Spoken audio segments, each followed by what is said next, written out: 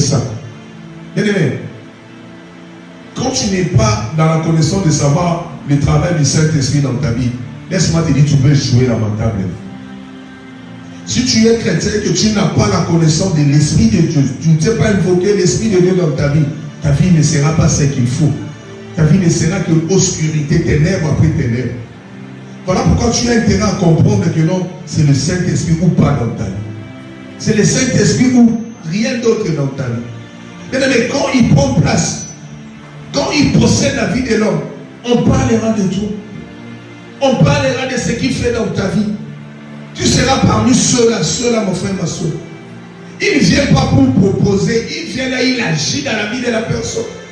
Il ne vient pas comme le diable qui est venu proposer certaines choses à Jésus, non. Quand il prend place, il commence à travailler dans ta vie. Il commence à exécuter ce qu'il a peut-être exécuté dans ta vie. Et c'est ce travail qui est possible dans ta vie. Mon frère, ma soeur, voilà pourquoi il est venu proposer au Seigneur ces choses-là. Et il continue à les faire. Combien ont été proposés à l'occultisme? Ils ont été proposés à la gloire, à la richesse de ces mondes. Ils ont accepté pourquoi? Parce qu'ils n'avaient pas la plénitude, n'ont pas la connaissance qu'il faut. Combien ont été proposés à être troisième femme, deuxième femme, énième femme d'un monsieur occulte parce qu'elle a regardé la femme, elle a accepté ses contrats. Elle a regardé la maison, le meuble qu'on pouvait lui donner. Cette voiture 4x4 qu'on peut lui proposer. Elle s'est dit que non, moi je m'en fous du reste, je préfère adhérer à ces choses-là. Ne sachant pas que non, avec l'Esprit de Dieu dans ta vie, c'est plus que toutes ces choses. C'est plus que tout ce que tu peux avoir. Jésus a regardé le royaume, il a dit que non, ça c'est rien.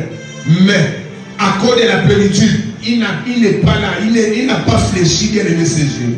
Le diable est en train de nous présenter plusieurs matières en disant, il lui dit, je te donnerai toute cette puissance et la gloire de ce royaume. Quelle est la puissance et la gloire qui peut égaler l'esprit de Dieu? Quelle est la puissance et la gloire? Pharaon était puissant.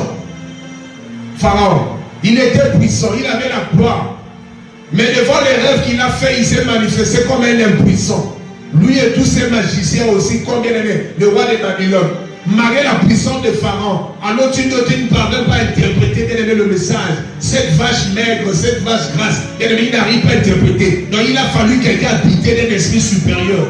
Il a fallu quelqu'un qui était rempli de l'esprit. C'est-à-dire que dans la puissance de Pharaon ne se figurait que dans un domaine. Mais dans ce domaine-là, il a fallu quelqu'un qui a un esprit de Dieu. C'était Joseph.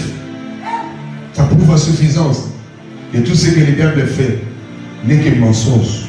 Tu as intérêt, si tu veux parler de la puissance dans ta vie, si tu veux parler de la force dans ta vie, tu as intérêt à chercher que l'esprit te remplisse. Amen, frères et sœurs. Il rend un peuple puissant, ceux qui sont remplis de l'esprit. Il rend un peuple fort quand il remplit ta vie. Il te donne la gloire qu'il te faut. Ce n'est pas la gloire de ces mondes.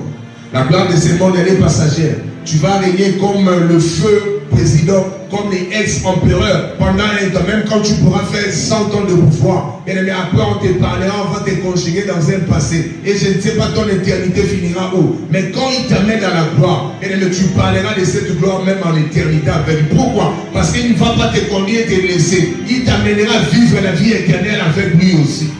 Ça c'est l'histoire de la plénitude. Dieu est rempli pour un but. C'est-à-dire qu'il a aussi la pensée que tu vives éternellement avec